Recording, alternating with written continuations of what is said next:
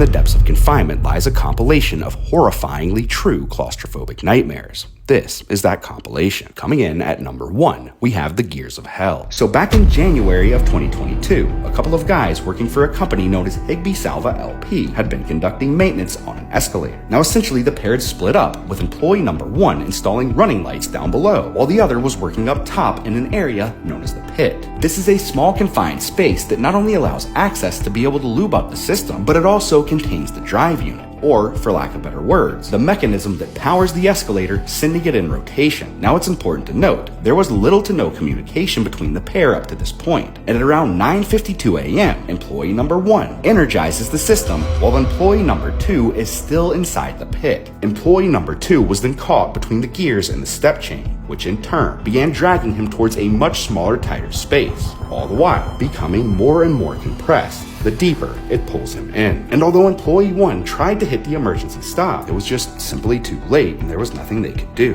Official cause of death: blunt force trauma. Further investigation would show Higbee Salva LP, the company at fault, did not have a permit to enter that confined space, nor had they been using lockout-tagout procedures, and as a result, they were slapped with about $32,000 in fines. In addition to this, Higbee Salva LP dissolved roughly 1 year later. Next, we have the Keswick Indoor Climbing Facility incident. Back in April of this year, a father had been attending a birthday party at an indoor climbing facility, where, among these many rock walls, lies a series of man-made caves. It is said he, along with his children, decided to give them a go. And while the children had no issues traversing these tunnels, they proved to be a little more difficult for the dad. Nevertheless, as they made their way further inside, one of two things happened according to reports. Here's what went down according to the last of 3 rescue teams called in that day. At some point, the man tried turning around in order to head back out the way he came in. But when he did, pure panic instantaneously sets in, as he has become completely wedged inside this thing. Now, unable to move,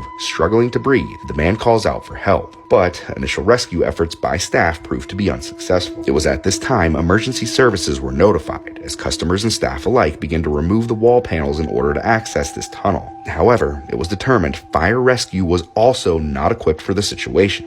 Unable to free him as well, 2 additional crews had to be called in. Crews that specialize in complex mountain rescue operations, and over the course of the next 4 hours, they would work relentlessly to try and free him. But when they finally did, the damage had already been done. This man's name was Carl O'Keefe, and he would spend the next 8 days fighting for his life prior to succumbing to crushing-style injuries. Number 3, an 8-year mystery ends in a horrifying discovery, but raises more questions than answers. This one is called Claustrophobia to the Max. Back in May of 2008, the then 17-year-old Josh out of Woodland Park, Colorado, went on a short walk only to never return again. What's more is another 5 days would go by before his father would actually report him as being missing. And while there is much discrepancy over the reasoning for this, many sources state Josh had actually ran away a few times in the past, and this, coupled with the fact he turned 18 just a day later, they had essentially tried to give him the benefit of the doubt. Regardless, a sizable search was launched in the Pike National Forest as well as the area surrounding Woodland Park, and for 8 long years not a single peep, not a shred of evidence is found. That is until 2015, when a construction company was contracted out to demolish a long-since abandoned cabin. And this is where things get downright horrifying. Upon busting open the chimney to this cabin, lo and behold, they find Josh deceased, upside down in a fetal position, completely jammed inside, wearing nothing but a thermal shirt. Investigators theorize that for one reason or another, he attempted to enter the chimney headfirst from above, slowly making his way down. However, as the case for many chimneys, this one in particular became more and more narrow the closer you get to the base, meaning that at some point he had become completely lodged with absolutely no way of backing out. More so, even if he was able to get down to the bottom, there had been rebar installed just above the fireplace itself. And now, unable to move, struggling to breathe,